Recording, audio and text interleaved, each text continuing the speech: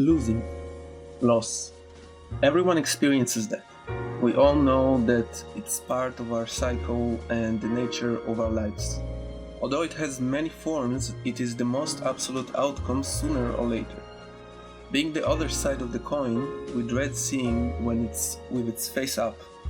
This is a two-part video and the direct continuation or the opposite of the previous video. Today we dive deeper into the stuff that lingers and gives us even more emotions of comfort, pain, longing, or all of the above. Songs we might listen to when it might not really help us, but what can help a broken heart. Let's cut the whole preface thing and head straight into the music. Also, I'm still sick, I'm sure you can hear it. Anyways. On a July morning, looking for love. I thought no one could keep us from sharing the rest of our life. July Morning and Tears in My Eyes, Uriah Heep. Two songs, same album. Very different energy, but a similar theme. July Morning is a 10-minute progressive hard rock song, including a significant guest appearance in the form of Manfred Mann. On the Mellotron, the song tells us the story of a passionate lover and a hopeless romantic looking for love everywhere he could with all of his might. Some might say this is reading too much between the lines, but I think this song is about a very passionate and emotional type of man with strong feelings who's looked over by society in general and women in particular. The song has only one verse repeated twice, the instrumental long coda filled with emotion and the pain that the man is going through within him. Incredibly powerful song for each second of it. As July Morning closes, side 1, Tears in My Eyes opens side 2 with a completely different tone. A fast-paced southern sounding guitar and a way harder sound. With that said, the song follows a similar story. The main difference is that this story is more personal. The man addresses a woman. A woman? No. First of all, and women in general as a secondary addressment. Another unusual thing, at least from what I know, not many songs in the 70s would show the man as vulnerable in such a way as in this song, with lines like, "It's the same ugly story of a woman abusing a man." That line and tone carry quite some weight considering the times and how the song is performed. This is more aggressive, angry, but self-reassured than July Morning, but also more vulnerable and has a sense of urgency to it. Magnificent stuff from Ken Hensley, and the order of the songs is just genius.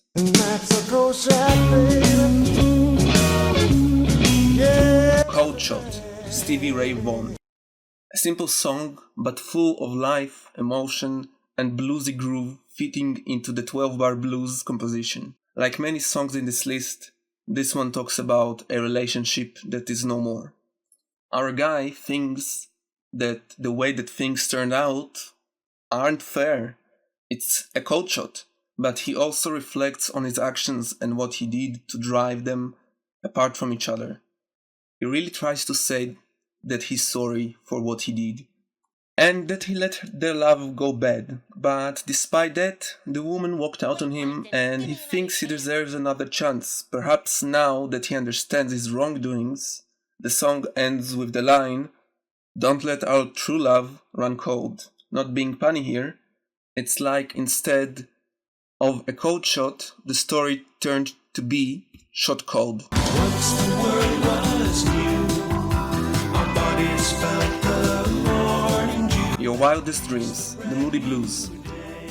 One of the most popular songs by the Moodies, telling us a story many of us wonder when reflecting on our past, and in particular, past relationships. We know it doesn't help us, but it's very natural to do so. And usually we can't help ourselves and wonder what would have been if things didn't go south.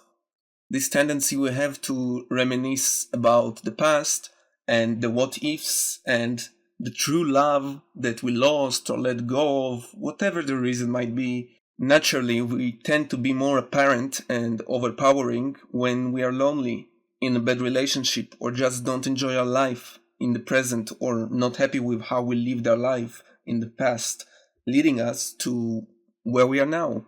When that happens, we hear the sound and have to follow. Once upon a time, in your wildest dreams. Somber in a way, not melancholic or depressive, more moody blue.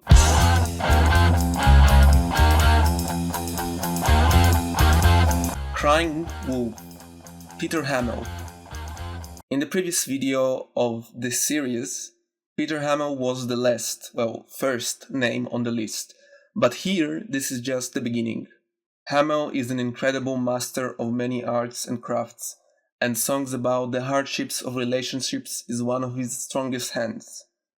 Whether it's lyrically, composition-wise, or vocally, Hammill knows how to strike where it hurts. This whole album is a concept album, in a way that it's about a breakup Hammill had with a woman that is believed to be called Alice, so the woman in the album is not a made-up name. I don't want to turn this into a breakdown of this album, worth its own video or part of another video that doesn't have so many subjects, but considering there's another song from this album later, I'll talk about the album a little more when we get there. Crying Wolf is the opening track. Hammill is hurt, even erratic. He blames Alice for crying wolf and being the reason of her own sorrow. He confronts her. Is this what makes you happy? Is this what brings you joy? Your excuses are so crappy. Silly boy. Even here, fresh after the breakup, you can hear clues and sounds of anguish and pain, and not just anger and agitations. There are so many sharp lines in this song with Peter's proto-punk, art rock, incredible voice and delivery. If you know that feeling, you are hooked.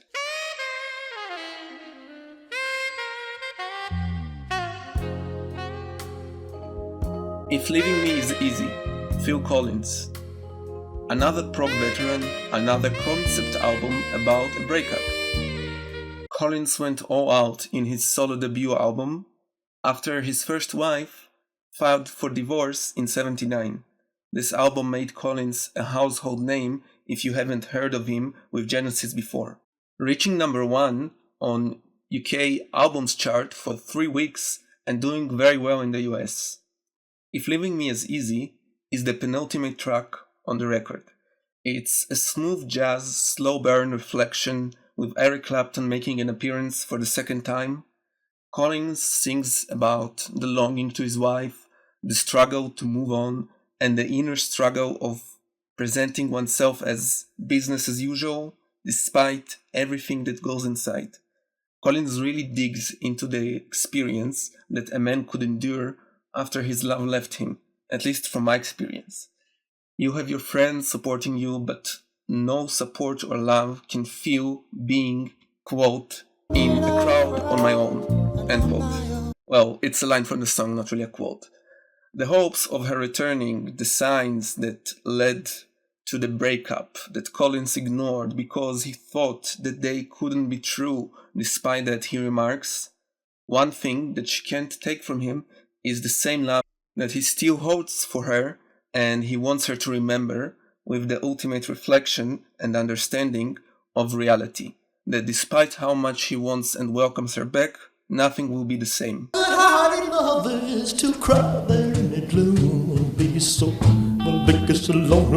Heartbreak Hotel, Elvis Presley. One of Presley's first hits, one of his earliest videotaped performances in 1955, 8-bar rock and roll-a-billy blues song that is inspired by an article in the news about a lonely man jumping off a hotel window. Yeah.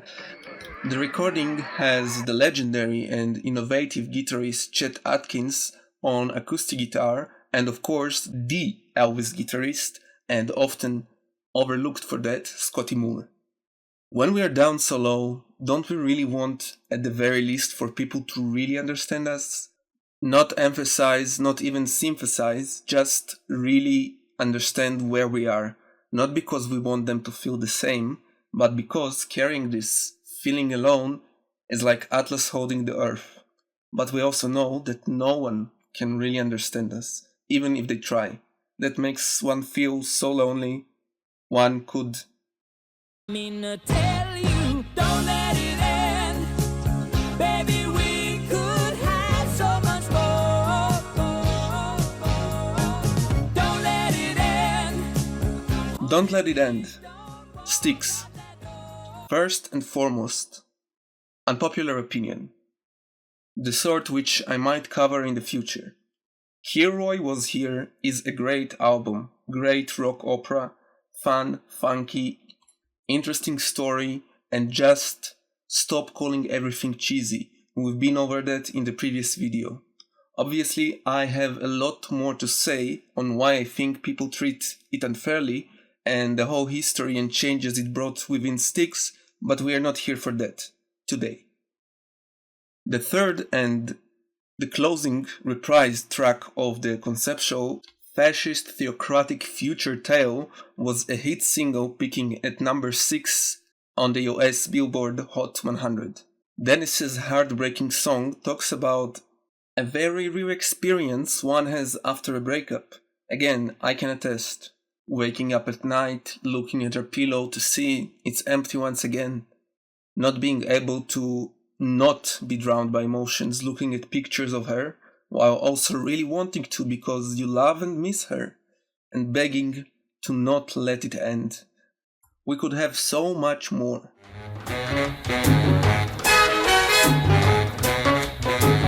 Unchain my heart. Unchain My Heart, Ray Charles.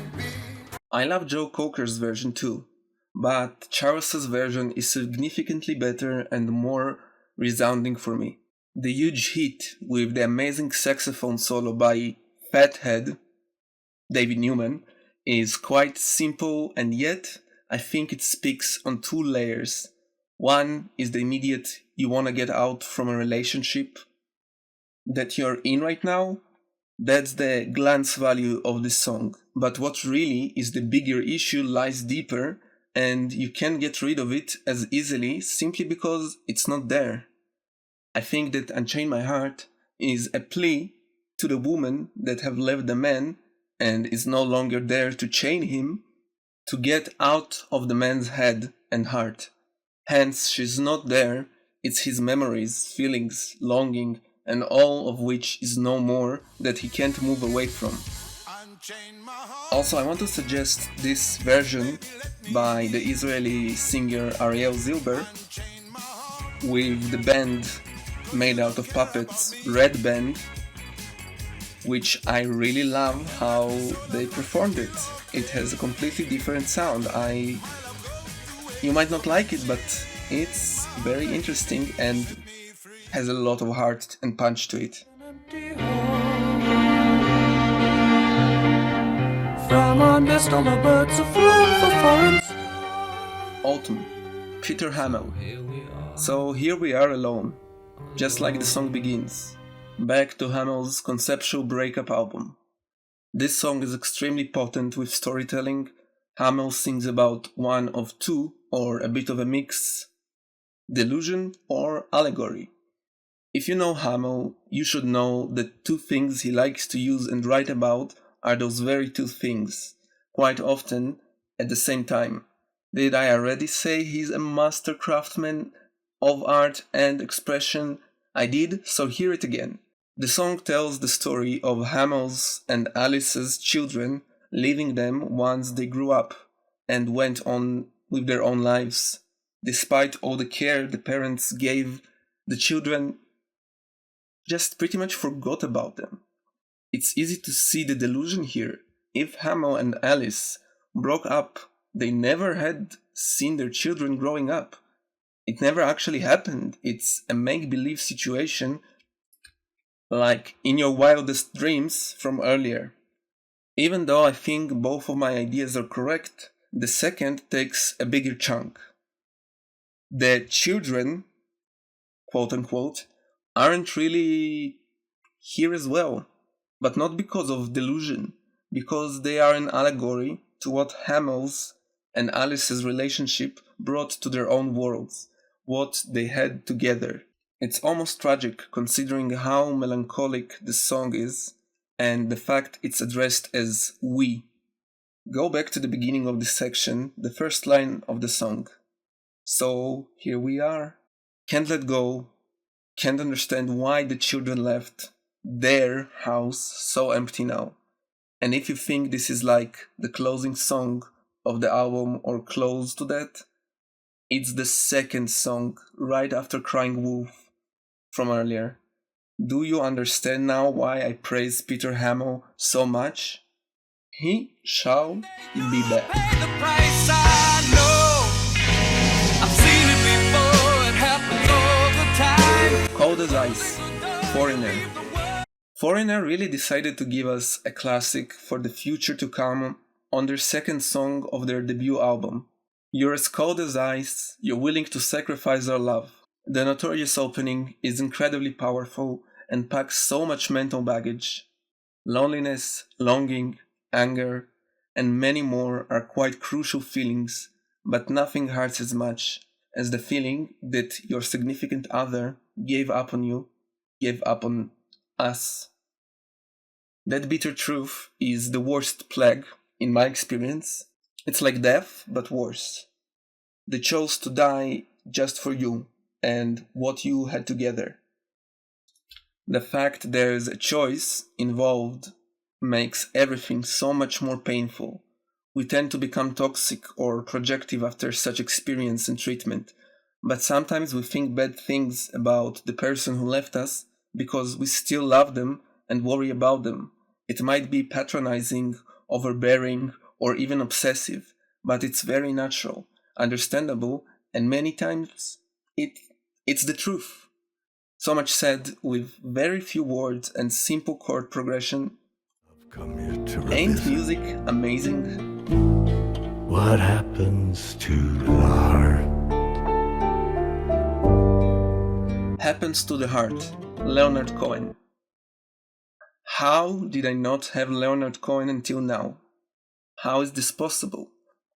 After including him in the first video on this channel just because I love him so much and he's a very important artist to me, and yet not a single mention in the previous video, and 2,268 words in, only now I mention him. Your honors, let me start by stating a statement that might put me in even worse light. No one, absolutely no one, writes love, not about love, writes love, like Cohen. So how come he was absent from the first video? First, technically, I did include a short clip of Suzanne in the context of type of love songs I won't talk about, named love songs. But the second and more important reason, most Cohen songs are heart-wrenching, gut-punching, soul-breaking, tales and experiences. Most of his songs are about this video type of love. Those that are about the previous video type of love are either named songs like Suzanne, So Long Marianne, Dear Heather, etc. Also, they are sad as well, in a way. And the rest, as I said, could be on both sides. There are two songs I put aside because they could easily top either side or video, and I will talk about them some other time. The songs are I'm Your Man and Famous Blue Raincoat. I know I might be losing you now. So much blabber about Cohen without talking about the song itself, but believe me, if it wasn't important, it wouldn't be written and recorded. About the song that opens the album, that is the direct continuation to his final album, You Want It Darker, Happens to the Heart is exactly as the title says. It's all the thoughts, the doubt, the reflection, the anger. There's lots more of Cohen to come in the second part of this video, which would be a video by itself.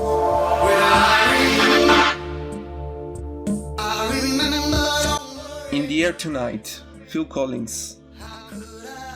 Like Hammill, Collins returns with the same album and what is probably his biggest hit ever and an eternal classic. Just like this song is so often overlooked for its meaning, so does Collins for his drumming. Collins is absolutely one of the greatest drummers of all time and even more so in the progressive rock genre. His drumming was unique in many ways, including the negative uniqueness, sadly. His posture and sitting was harmful and ruined his back and making the process of aging very unkind, despite I think it's fair to say that many active musicians age well compared to the common person. The song is about the grief Collins had after the divorce, but it's not as coherent as some other songs in the album. It's raw, emotional, angry, even somewhat primal. Collins himself said that he wrote the song, quote, spontaneously. I'm not quite sure what the song is about, but there's a lot of anger, a lot of despair, and a lot of frustration, end of quote. And despite the haziness, it's quite clear in Collins's incredible execution and production with Hugh Padgham. The usage of the gated reverb after the build-up and the calm before the storm, well, I remember a very self-indulged patting myself on the back take. I think there's a lot of merit and a whole world of art and opportunities that many people can't experience because of the struggle to be clear and sharp in the moment of distress. Raw and lucid are a great combination for art.